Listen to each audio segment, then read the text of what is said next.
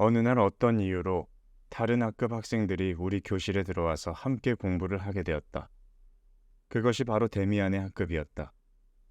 우리 반 학생들은 성경 공부를 했는데 한 학급 위인 데미안의 반은 장문 시간이었다. 선생님께서 카인과 아벨의 이야기를 하는 동안 나는 줄곧 데미안 쪽으로 눈을 돌리고 있었다. 그의 얼굴 생김새가 왠지 내게는 특별한 매력을 느끼게 했기 때문이다. 나는 밝고 영리해 보이며 품이 있는 그의 얼굴에 훌륭한 작문을 짓기 위해 주의력을 집중하고 있는 표정을 볼 수 있었다. 그 모습은 마치 숙제를 하고 있는 학생이 아니라 자기 자신만의 문제를 추구하고 있는 학자처럼 보였다. 솔직히 말하자면 데미안은 내 호감을 살 만한 인물이 못 되었다. 호감이 가지 않는다는 정도가 아니라 어딘가 모르게 어쩐지 비위에 거슬리는 데가 있기까지 했다. 그는 나보다 훨씬 체격도 좋았으며 훨씬 인격적이었으며 지나치게 냉담한 느낌을 갖게까지 만들었다. 그러나 마음에 들고 안 들고는 여하간에 내 관심은 언제나 그에게 쏠려 있었다. 그의 모습이 보이지 않으면 찾게 됐으며 눈앞에 나타나면 언제까지나 바라보지 않을 수 없었다. 그러면서도 그 눈만큼은 보지 않으려고 주위에 주의를 더했다. 어쩌다가 그와 시선이 마주치기라도 할 때면 나는 얼른 고개를 옆으로 돌려버리곤 했다. 그 눈만 보면 아무런 죄가 없는데도 가슴이 덜컥 내려앉는 것 같았다. 그 무렵에 그가 학생이라는 신분으로 볼 때 내 눈에 어떻게 보였을지 생각해 본다면 대략 다음과 같이 말할 수 있겠다. 데미안은 모든 면에 있어서 우리와는 판이하게 다른 개성적인 인물이었다. 그렇기 때문에 그의 존재가 더욱더 두드러져 보였던 것이다.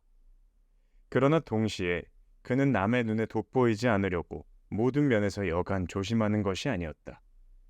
가난한 농사꾼의 아이들과 어울려 함께 뛰고 놀면서 그들의 놀이동무가 된 것처럼 보이려고 애쓰는 왕자와 같은 태도를 취하고 있었던 것이다. 학교에서 집에 돌아오는 길에 데미안은 내 뒤를 따라오고 있었다. 다른 아이들이 각자 자기 집을 향해 뿔뿔이 헤어졌을 때 그는 성큼성큼 걸음을 떼어 나를 앞지르더니 뒤를 돌아다 보면서 말을 건넸다.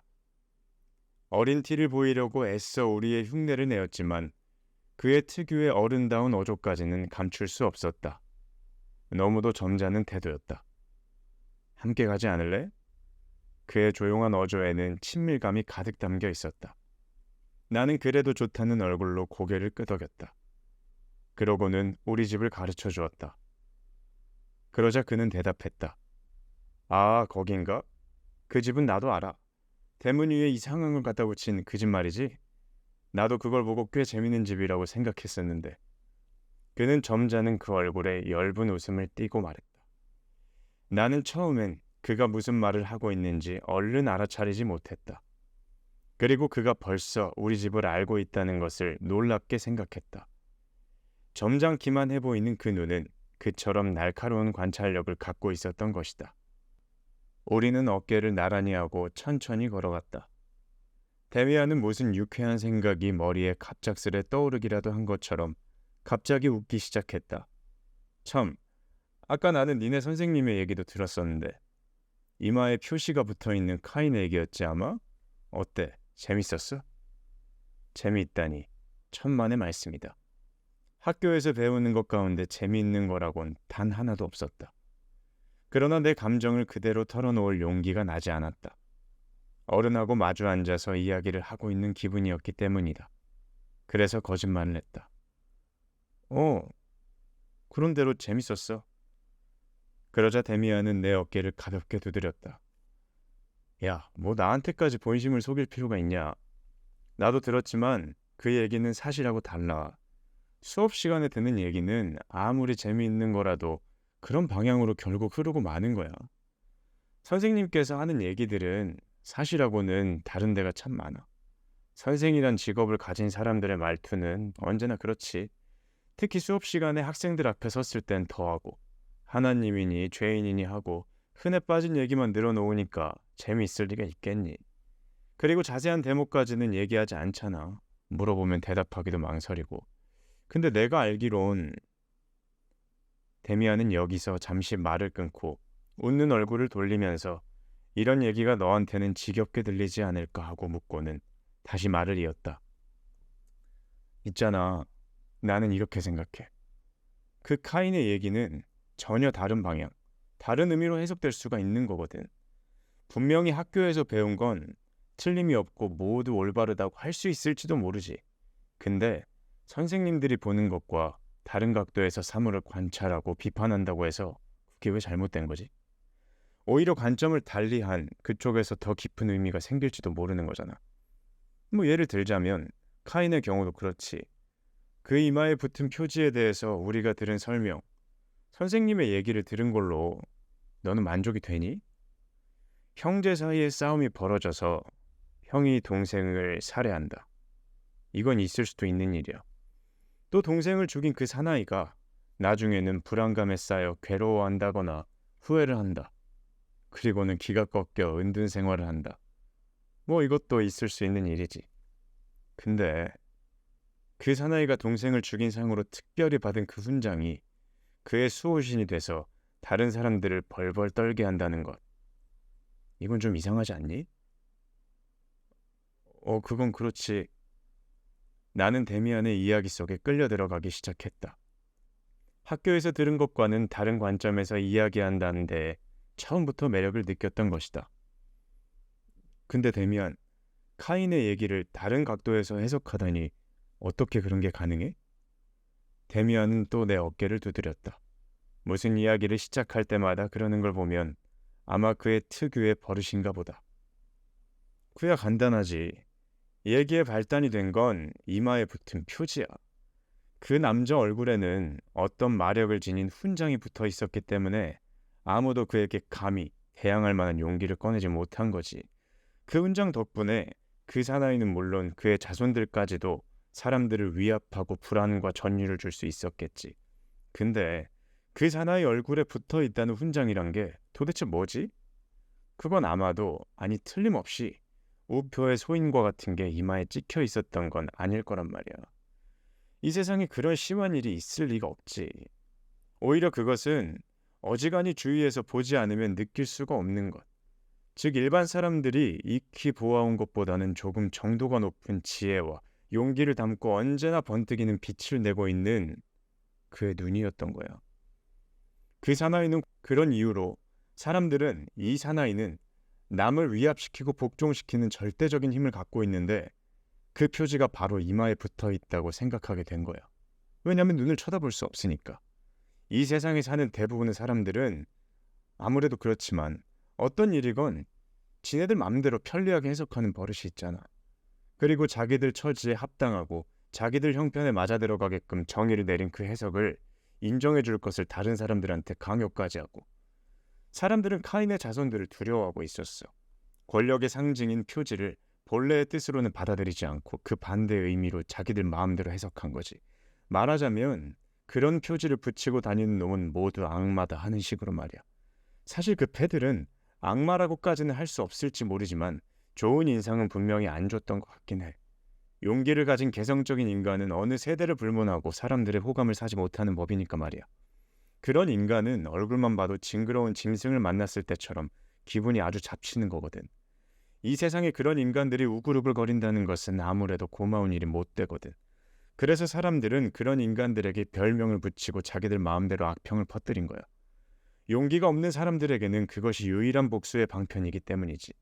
지금까지도 사람들은 그런 유치하고 나약한 방법으로 복수를 계속하고 있는 셈이야. 무슨 복수냐고? 불안이나 공포를 느끼게 하는 그런 복수 말이야. 소극적인 수단이긴 하지만 그래도 뭐 자기들 딴에 얼마 가는 갚은 셈인가 보지? 내 말 이해가? 그러니까 그럼 카인은 조금 더 나쁜 사람이 아니란 말이지? 근데 좀 이상한데? 그러면 성경책에 나오는 얘기는 다 거짓말인 거야? 그렇다고도 할 수 있고 아니라고도 할 수 있지. 옛날 옛적 태고 쪽부터 내려오는 얘기를 사람들은 전설이라고 애둘러서 말하지만 그건 사실 모두 실제로 있었던 일이잖아. 거짓말을 꾸며대서 전설을 만드는 건 아니야. 하지만 실제로 있었던 일이 반드시 올바르게 전해진다고 볼 수도 없는 거고, 또 후세 사람들이 그것을 올바르게 해석한다고는 더더욱 볼 수가 없는 요량이고, 요컨대 내가 말하고 싶은 건 카인이란 남자가 아주 멋있고 근사한 사람이었다는 것. 그리고 그자를 무서워하는 겁쟁이 새끼들이 아까도 말했지만 단순한 복수의 수단으로 이마에 표지가 붙은 악마니 쥐니하고 근거도 없는 말을 잘도 씨부리고 있다는 것. 이 두 가지뿐이야. 카인과 그의 자손이 정말 일종의 표지를 달고 다녔고 또 이 세상에 보통 사람들과 다른 데가 있었다는 게 사실인 이상 내 이야기는 거짓말이 아니라고. 이건 내가 장담할 수 있지. 그럼 데미안, 학교 선생님 얘기는 거짓말이고 네가 한 얘기는 진짜란 얘기야? 때려 죽였다는 것도 거짓말이고? 나는 놀라서 물어보았다. 아니, 놀란 게 아니라 어쩌면 감동했던 건지도 모른다. 그러자 데미안이 말했다. 그렇진 않아. 죽인 건 진짜라니까? 힘센 놈이 약한 놈을 때려 죽인 거지. 맞아 죽은 놈이 진짜 동생인지 누군지 그건 나도 확실히 모르지. 알바인가. 근데 그까짓 건 중요한 문제가 아니라고. 인간은 모두 형제니까 말이야. 어쨌든 힘센 놈이 약한 놈을 때려 죽인 건 사실이야. 어쩌면 그것은 영웅적인 행위였는지도 모르고 또 그렇지 않은지도 모르지. 한 놈이 맞아 죽은 뒤부터 겁쟁이 새끼들은 마음을 놓고 살 수가 없었을 테니까. 그래서 약한 놈들은 한데 몰려다니면서 살인기가 없어져야 다리를 펴고 자느니 마느니 살인기를 딴 세상으로 몰아내야 하느니 하고 죽는 소리를 늘여놓기 시작한 거야. 그럼 왜 그 살인귀를 죽여버리지 않느냐 하고 누가 물어보니까 이 겁쟁이 새끼들은 우리는 모두 용기가 없고 힘도 약한 사람들이라서 하고 대답하지는 못하니까 죽여버리다니 천만의 말씀. 아무리 힘과 용기가 있다고 한들 그런 짓을 어떻게 한단 말이오. 그 남자의 얼굴에는 표지가 있어. 하나님께서 직접 붙여주신 표지가 있단 말이오. 하고 그럴싸한 핑계를 대고는 도망쳐버린 거지. 겁쟁이 새끼들. 대략 이런 경로를 밟아서 카인의 이야기가 꾸며진 거라고 나는 생각해. 뭐 얘기하다 보니까 길어지긴 했는데 난 이제 저쪽으로 가야겠다. 데미안은 떠나갔다. 나는 여태껏 한 번도 느껴보지 못한 허탈감에 쌓인 채 멍하니 그의 뒷모습을 바라볼 수밖에 없었다. 그에게서 들은 이야기는 도무지 믿을 수조차 없는 것처럼 생각되었다. 살인자 카인이 훌륭한 인간이고 살해당한 아벨이 겁쟁이라니. 그리고 카인의 이마에 붙은 신의 표지가 신성한 표지라니. 도무지 말도 안 되는 소리였다. 하나님을 모독하는 것밖엔 안 된다. 엉터리 말이다. 그게 사실이라면 도대체 신은 어디에 계신단 말인가?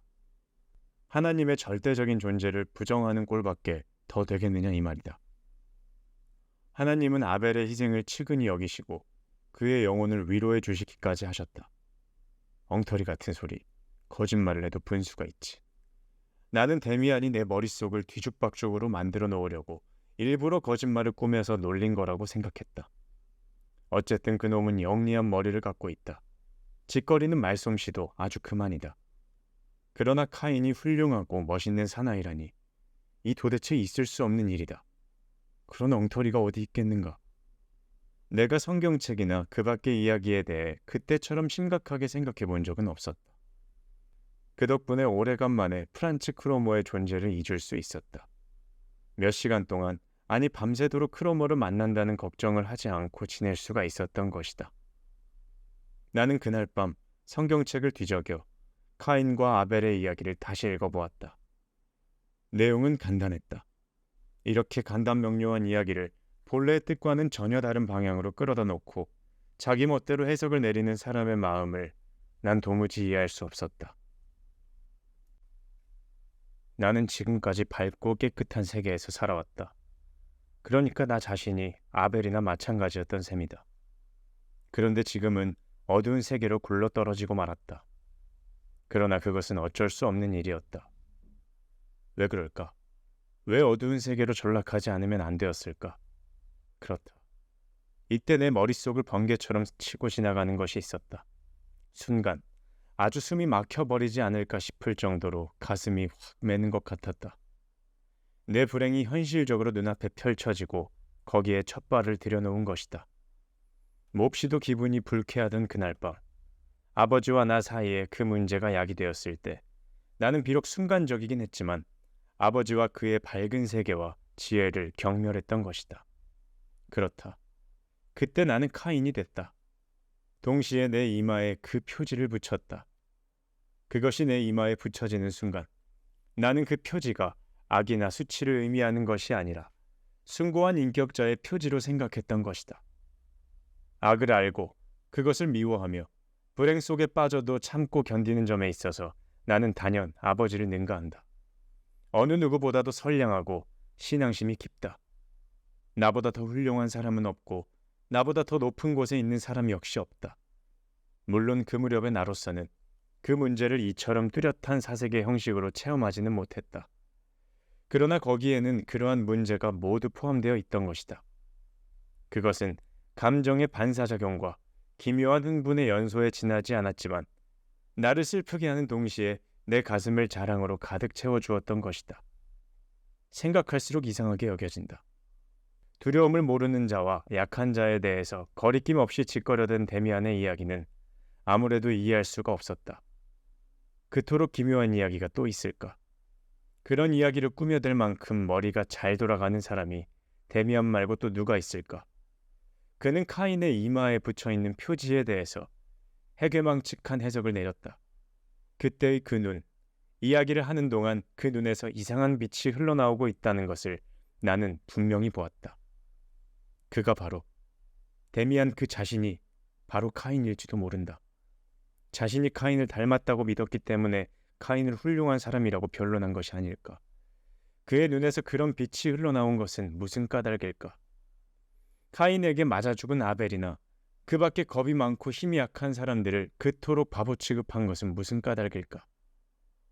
데미안이 바보 취급을 한 그 사람들, 힘이 약한 그 사람들이야말로 하나님의 뜻을 받들고 하나님의 은혜를 받는 선량한 양들이 아닌가. 이와 같은 여러 가지 상념은 끊이지 않고 내 머릿속을 맴돌았다. 말하자면 잔잔한 호수에 돌멩이가 날아든 격이었다. 잔잔한 호수라는 것은 어쩌면 바로 내 어린 영혼이었을지도 모른다. 카인이나 사람을 죽이는 일이나 표지에 대한 문제는 내가 오랜 세월에 걸쳐 시도해야 할 인식과 회의와 비판의 출발점이었다. 그러는 동안에도 프란츠 크로모와의 관계는 여전히 계속되고 있었다. 크로모와 만나기만 하면 험한 꼴을 면할 수 없었다. 아무리 발버둥 친다고 한들 벗어날 수 없었다. 2, 3일 동안 휘파람 소리가 들리지 않을 때도 가끔 있었지만 크로모의 마술에 걸려있다는 사실에는 변함이 없었다. 프란츠 크로모, 그 자식은 언제나 그림자처럼 내 뒤를 따라다녔고 꿈속에서까지도 함께 지내고 있었다. 그리고 현실적으로는 그렇지 않았지만 내 환상의 세계나 꿈속에서조차 말도 못할 박해를 받았던 것이다. 나는 꿈속에선 완전히 크로모의 노예가 되어 있었다. 남달리 꿈을 많이 꿨기 때문에 현실보다 꿈속에서 생활할 때가 더 많았던 시기였다. 그리고 꿈속의 환영에 시달려 체력이나 기력은 약해질 대로 약해져 갔다. 그 가운데서도 특히 자주 꾼 꿈은 크로모가 심심풀이 땅콩으로 내 얼굴에 침을 뱉거나 땅바닥에 엎드리게 해놓고는 내 등에 올라타서 말을 몰고 가는 장난을 하는 것이었는데 무엇보다도 나를 괴롭힌 것은 내게 도둑질을 시키는 일이었다. 나는 언제나 도둑질을 하는 꿈을 꾸다가 눈을 뜨곤 했는데 꿈에서 깨어나면 정말이지 미칠 것만 같았다. 크로모가 시킨 것은 도둑질뿐이 아니었다. 그보다 더 무섭고 소름 돋았던 것은 내 아버지를 죽이라고 하는 그의 말을 거역할 수조차 없어 시퍼런 칼을 들고 아버지에게 덤벼든 꿈이었다. 크로모는 꿈에서 단검을 내 손에 쥐어주었다. 우리는 길가 가로수 뒤에 숨어서 누군가를 기다리고 있었다. 누구를 기다리는지 난 알 수 없었다. 이윽고 어떤 사람이 다가오자 그는 나를 그쪽으로 떠밀면서 저놈을 찔러 죽이라고 했다. 그 사람은 바로 내 아버지였다. 거기서 꿈이 깼다. 크로모의 마술에 걸려있던 나는 카인과 아벨에 대해서는 간혹 생각할 때가 있었지만 데미안은 그다지 생각하지 않게 되었다. 데미안이 내게 접근하기 시작한 것은 이상하게도 꿈속에서였다. 나는 다시금 난폭한 짓을 당하는 꿈을 꾸었는데 이번에는 내 얼굴에 침을 뱉고 내 등에 올라타는 것은 프란츠 크로모가 아니라 바로 데미안이었다. 이것은 어쩌면 지금까지도 내 기억에 깊이 새겨져 있는 점인데, 상대방이 크로모였을 때는 고통과 치욕에서 벗어나려고 안간힘을 다해서 반항했지만, 그러다 지치면 이를 악물고 그 고역을 참아내야 됐지만, 나를 괴롭히는 상대가 데미안으로 바뀌고 나서부터는 그것이 조금도 고통스럽게 느껴지지 않았다는 점이다. 그런 고역을 당하는 것이 즐거움인지 슬픔인지조차 분간을 하지 못한 채 덮어놓고 하라는 대로 했던 것이다. 이런 꿈을 2번 꾸고는 상대가 다시금 크로모로 바뀌었다. 꿈에서 깬 후에도 프란츠 크로모와의 관계는 계속되고 있었다. 그리고 조금씩 갚아가던 1마르크 35페니의 빚을 완전히 청산한 뒤에도 이 관계는 끊어질 생각을 하지 않았다. 끊어지는 것은 고사하고 점점 깊이 그 마술의 소나기로 빨려 들어갔던 것이다.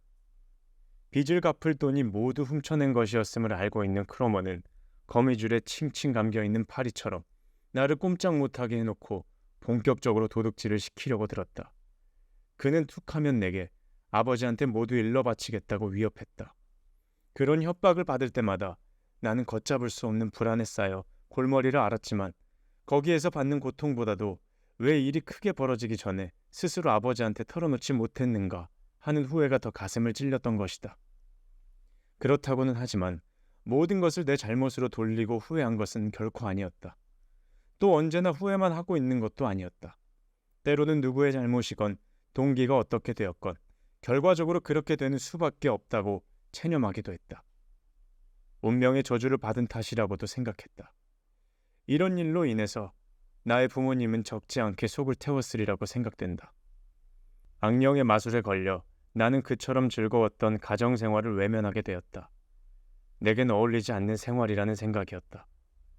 나는 그 세계의 모든 사람들로부터 멸시와 괄시를 받았다. 특히 어머니가 더했다. 어머니는 나를 악당이라기보다도 오히려 병신 취급을 했다. 내가 그들 눈에 어떻게 비치는가 하는 것은 나를 대하는 2 누나의 태도로 명확하게 알 수 있었다. 누나들은 나를 금이 간 접시라도 만지는 것처럼 소중히 다루어 주었던 것이다. 그러나 그것은 나를 한없이 비참하게 만드는 결과를 초래했다. 그들의 태도에서 뚜렷하게 나타난 것은 악령의 마술에 걸려 있거나 운명의 저주를 받고 있는 것이 분명한 나를 힐난하거나 힐책하기보다는 오히려 동정하는 것이 옳은 일이며, 어쨌든 나라는 인간이 악의 본거지가 되어가고 있다는 사실이었다. 나는 가족들이 종전과는 다른 방법으로 나를 구제하기 위해 기도를 올리고 있다는 것을 알았다. 그리고 감격했다. 참다운 마음으로 참회하며 편안한 마음으로 살고 싶다는 낙원을 동경하는 것과 같은 욕구가 요원의 불길처럼 타오를 때도 있었으나, 아버지께도 어머니께도 모든 것을 털어놓고 용서를 빈다는 것이 도저히 불가능하다는 것을 나는 처음부터 알고 있었다. 만약 내 고백을 듣는다면 부모님은 위로하고 동정은 해주겠지만 나라는 인간을 이해해 주려고는 하지 않을 것이다. 뭐가 어떻다 해도 이 사건 전체가 운명의 장난에 의한 것은 틀림없는 사실인데, 이것이 단순하고도 일시적인 탈선행위 정도로 간주된 것부터가 잘못이다. 거기에서 내 불행은 완전히 형태를 갖추고 밀어 닥치기 시작한 것이다. 아직 11살도 되지 않은 아이에게 어쩌면 이렇게도 섬세한 감각과 깊은 상상력이 있을까 하고 이상하게 생각하는 사람이 많으리라. 그것은 나도 알고 있다. 나는 그런 사람들에게 이 사건을 이야기하려 하는 것은 아니다. 인간이란 무엇인가를 좀 더 깊이 있게 생각하고 있는 사람들에게 내 과거를 소개하고 있는 것이다. 자기 감정의 일부를 개념으로 바꿔놓을 수 있는 사람은 아이들에게 그러한 개념이 없으면 체험 자체도 없는 줄 착각한다. 내가 이처럼 깊은 고뇌 속에 뼈에 사무치도록 체험한 이해는 내 생애를 통해서도 좀처럼 찾아보기가 어려울 정도다. 그러는 사이 어느덧 크로머라는 절대자의 명령을 따라야 하는 날에 도래했다. 크로머가 내 앞으로 다가왔다. 그날은 그다지 성가시게 굴지 않는 것이 이상했다. 내 옆구리를 주먹으로 2번 쥐어받고는 과자를 빼앗더니 담배를 한 대 줄 테니 피워보겠냐고 제안했다. 나는 받지 않았다. 크로머는 여느 때보다는 기분이 썩 좋아 보였다. 아, 참 잊어버릴 뻔했다. 크로머는 과자를 씹으면서 발길을 돌리다 말고 내게 되돌아서서 말했다. 야, 다음에 올 때 니네 누나를 데리고 와. 나이 많은 쪽 말이야. 니네 누나 이름이 뭐였더라? 나는 그의 말뜻을 이해하지 못했고 대답도 하지 않았다. 그저 멍청하게 그의 얼굴을 쳐다보았을 뿐이다. 야, 말 못 알아쳐먹냐? 니네 누나, 니네 누나 데려오라고. 하지만 크로머, 그건 무리한 부탁이야. 내가 누나한테 그런 말을 어떻게 해. 그리고 내가 말한다고 해도 누나도 안 올 거고. 이건 반드시 어떤 책략을 꾸미기 위해 구실을 붙여보는 게 틀림없다고 나는 생각했다. 나는 그의 뻔한 수단을 잘 알고 있었다. 그는 내 힘으로 도저히 불가능한 일을 무리하게 요구하거나 되지도 않을 것이 뻔한 일을 강압적으로 밀어붙여 나를 당황하게 만들어 놓고는 내 목을 죄었던 소나기의 힘을 천천히 풀면서 어떤 모종의 거래에 응하도록 하는 것이다. 그렇게 되고 나면 나는 얼마간의 돈을 주든가 돈이 없으면 다른 물건이라도 주고 악마의 소나기에서 간신히 빠져나올 수 있었던 것이다. 그런데 이번에는 좀 이상했다. 그의 상투적인 어조와 수단에 일종의 변화가 생긴 것이다. 그럴 수 없다고 내가 거절을 하더라도 그는 조금도 화를 내는 기색이 없었다. 그래? 뭐 무리하게 요구하지는 않겠지만 네가 한 가지 생각해둬야 될 점이 있어. 나는 있잖아. 니네 누나랑 좀 친해지고 싶거든. 뭐 안 되는 걸 억지로 끌고 나오라는 건 아니지만 곧 기회가 생기지 않겠냐? 뭐 생각해보면 이런 방법도 있을 수 있지. 어떤 장소를 지정해 놓고 산책이나 하자고 거기로 데리고 나오라고. 내가 우연히 지나가다가 만난 것처럼 그 모임에 딱 끼어들면 되잖아. 내일 만나서 다시 의논하는 걸로 하고 오늘 이 정도 하자. 내일 휘파람 불 테니까 그거 들으면 나와. 알지, 도련님? 그가 돌아갔을 때 나는 어렴풋하게 남아 그의 요구가 무엇을 의미하는가를 알 수 있었다. 그 당시 나는 아직 어린아이였지만 사내 아이와 계집 아이가 나이가 좀 들면 어떤 비밀에 가까운 금지된 일을 서로 하고 싶어 한다는 이야기를 종종 들었던 것이다. 크로머는 분명히 그런 짓을 우리 누나와 할 준비를 하고 있는 것이다. 그것은 정말 망측한 일이다. 우리 가문의 명예를 생각해서라도 단연코 거절해야 한다. 나는 결심을 굳혔다. 그러나 그 뒤에 돌아올 크로머의 보복에 대해서는 생각하기가 싫었다. 솔직히 말해서 생각하지 못한 게 아니라 거기에 대처할 만한 용기가 내겐 없었다. 새로운 고통이 시작되었다. 이래도 내 말을 못 듣겠어? 하는 크로머의 잔인한 협박이 가슴을 옥죄었다. 불안과 절망에 쌓여 나는 두 손을 호주머니에 찔러 넣은 채 브르크 광장을 가로질러 힘없이 걸음을 옮겼다. 사람의 그림자라고는 하나도 눈에 띄지 않았다. 그때 나직하면서도 기운찬 목소리가 나를 불렀다. 나는 흠칫하고 달아나기 시작했다. 누군가 내 뒤를 쫓아오더니 어깨를 붙잡았다. 그것은 크로모의 우악스러운 것이 아니라 부드럽고 다정한 손길이었다. 에? 야, 깜짝 놀랐잖아. 나는 더 달아날 생각을 하지 않고 걸음을 멈췄다. 그는 데미안이었다. 데미안은 내 얼굴을 찬찬히 들여다보았다. 그의 눈이 그때처럼 어른스럽게 보인 적은 없었다. 내 위치보다 한층 높은 곳에 서서 내 마음속을 훤하게 꿰뚫고 내려다보는 것 같은 눈이었다. 놀라게 해서 미안해. 근데 뭐 이런 걸로 놀래냐? 말투는 더욱 어른스러웠다. 부드럽고도 무게가 있는 어조였다. 아니 갑자기 뒤에서 그렇게 붙잡으니까 놀래지. 그래? 근데 자기 이름을 부르는 소리를 듣고 놀라는 건 좀 수상하지 않나? 나만 그렇게 생각하는 게 아니라 다른 사람도 이거 이상하다고 고개를 갸우뚱거릴 것 같은데 아무것도 아닌 일에 이렇게 겁을 내다니 하고 이상하게 생각하지 않을까?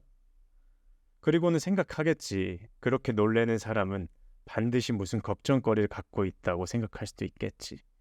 마음이 나약한 사람에게는 언제나 걱정의 씨가 붙어 다니니까 말이야. 뭐 네가 그렇다는 건 아니고 나는 네가 겁쟁이가 아니라고 생각해. 근데 무슨 일에선지 지금은 분명히 겁쟁이 같은 얼굴을 하고 있는데 너 원래부터 이렇게 약한 사람은 아닌 것 같고. 뭔데? 말해봐. 물론 영웅의 기질을 타고난 것도 아니야, 네가. 근데 분명히 넌 지금 뭘 두려워하고 있어. 그리고 아마 무서운 사람, 지금 네가 이렇게 겁을 먹게 만든 사람도 있을 거고. 야, 사람을 무서워한다는 건 어떻게 보면 진짜 불행한 일이야. 누굴 무서워하는 거야? 설마 나? 아니야. 내가 널 왜 무서워해? 나도 알아. 네가 나 안 무서워하는 거. 그러니까 누구냐고. 누가 무서운 건데? 그런 거 아니라니까. 안 무서워. 내가 왜 무서워해? 그는 내 옆에 와서 어깨를 나란히 하고 걸었다. 나는 기회만 있으면 도망치려고 그의 옆모습을 곁눈질로 흘끔흘끔 쳐다보았다. 아, 있잖아. 만약에 네가 나한테 뭐 나쁜 마음을 갖는 게 아니라면 내 말 좀 들어봐. 그는 이야기를 시작했다. 나는 마음속을 꿰뚫는 듯한 그의 시선을 온몸에 느낄 수 있었다. 네가 나를 무서워할 필요는 없겠지. 그래서 나는 일종의 테스트를 하나 해보고 싶은데 뭐 네가 기분 나쁠 만한 건 아니고 어쩌면 너한테 도움이 될지도 모르지. 응, 잘 한번 들어봐. 난 있잖아 가끔 사람의 마음을 들여다보는 독심술이라는 걸 써보기도 하거든. 뭐 마술 같은 건 아니고 그 방법을 모르는 사람한테는 뭐 신기하게 보일 수도 있겠다. 여러 사람을 깜짝 놀라게 할 수도 있고. 그러면 한번 해볼까? 아, 난 있잖아. 네가 되게 좋은 친구라고 생각해. 그리고 친해지고도 싶지. 그러니까 좋아하기도 하고 친해지고 싶은 친구인 네 마음속이 어떻게 돼 있는지 궁금하기도 하고. 이 독심술의 1단계는 방금 대화를 통해서 이미 끝났어. 네가 어쩌면 깜짝 놀랄 만한 1단계의 실험이 끝났다고. 그 실험 결과를 얘기하자면 너는 언제나 불안한 마음을 가슴 안쪽에 꽉꽉 채우고 살고 있네. 이것은 아마도 네가 무서워하는 어떤 물건이 있거나 표정을 보니까 사람이구나. 왜 그렇게 됐는가? 왜 네가 그런 사람을 무서워하게 됐는가? 항상 문제라는 거는 두려워하는 지점부터 풀어나가야 되는 거거든.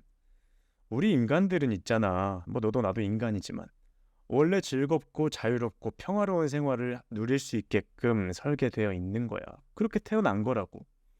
그런데 공포나 불안의 대상이 있으면 인간으로서 누릴 수 있는 그런 기본적인 생활을 몸으로 누릴 수조차 없지. 그러니까 들어봐봐.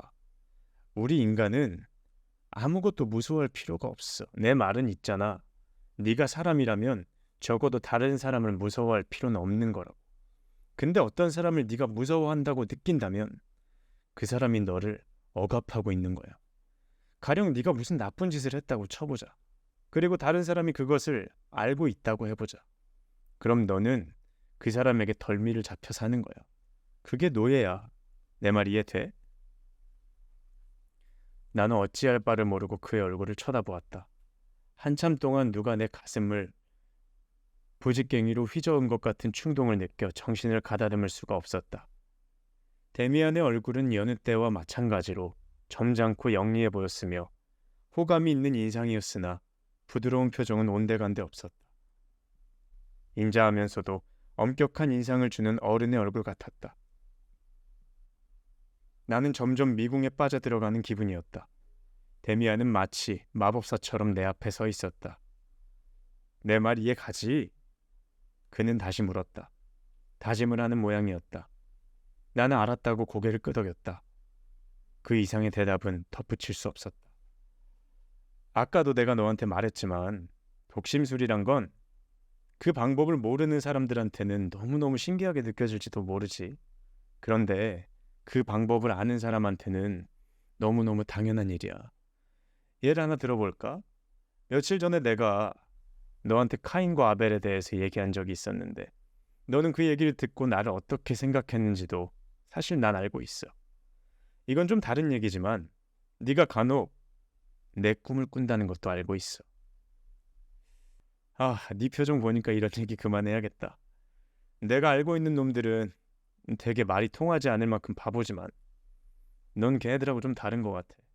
내 말을 이해할 만큼 머리가 나쁘지 않은 것 같고, 아니 머리가 좋다고 해야 되나?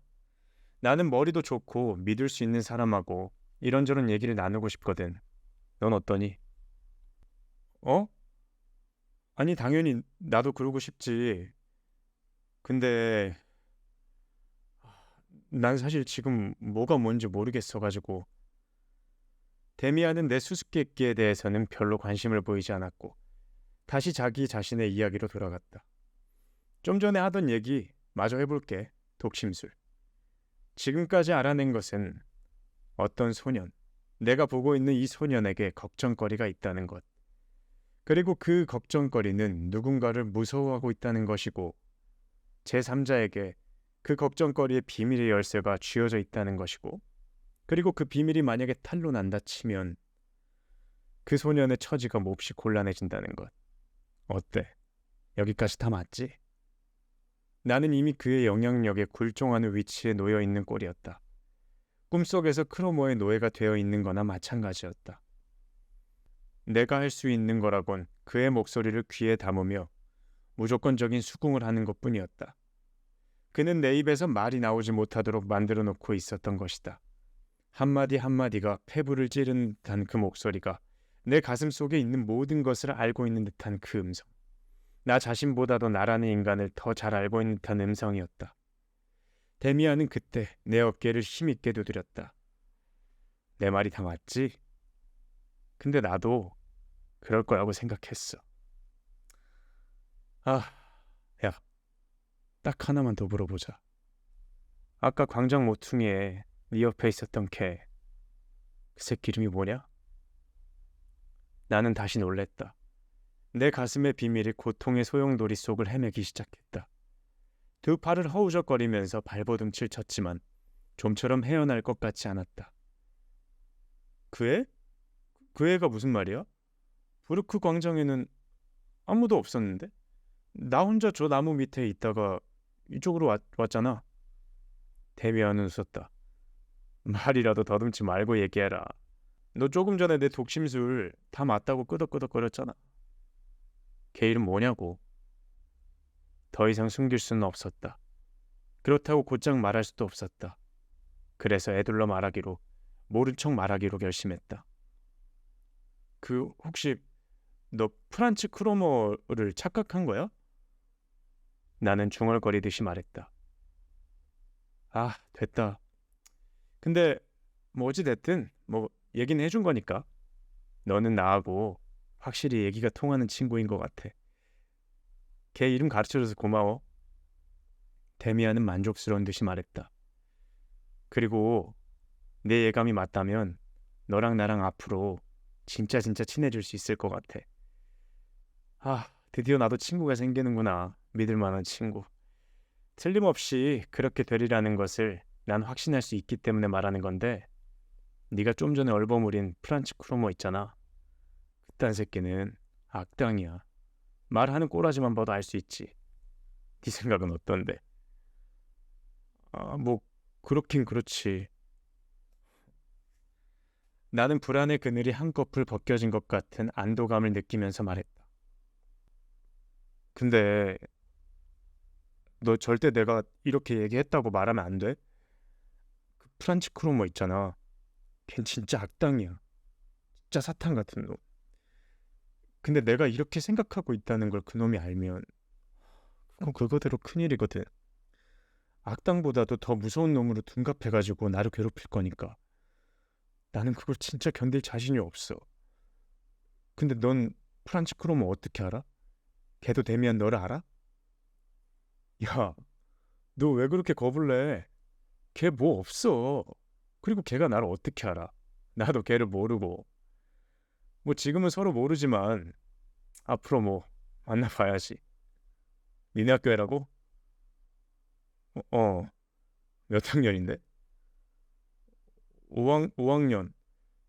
걔를 만나더라도 내 얘기는 하면 안 돼? 절대 하면 안 돼? 아, 알았어. 안 해. 내가 걔한테 무슨 얘기할 그게 뭐가 있겠어. 아무 말도 안 할게. 근데 있잖아. 그 프란츠 크로모 걔는 근데 어떤 앤데? 얘기를 좀 해줘 봐봐.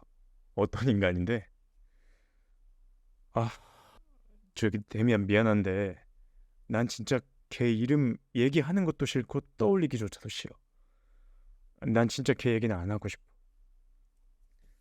그는 잠시 입을 다물고 무엇인가를 생각하는 것 같더니 유감스럽다고 말하며 다시 입을 열었다.